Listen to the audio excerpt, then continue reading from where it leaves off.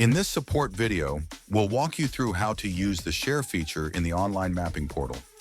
This feature lets you send a link to someone so they can see the live tracking of your device without needing access to your account. Don't worry, they won't see your historical data or any account details, just the live tracking view.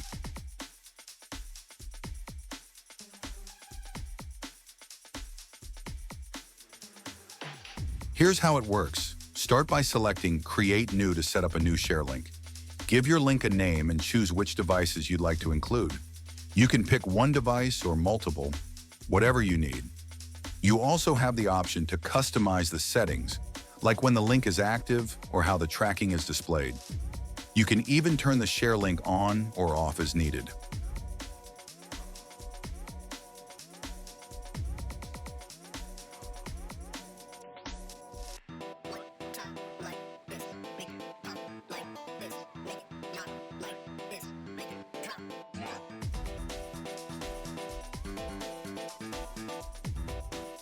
Once you've got everything set, save your settings.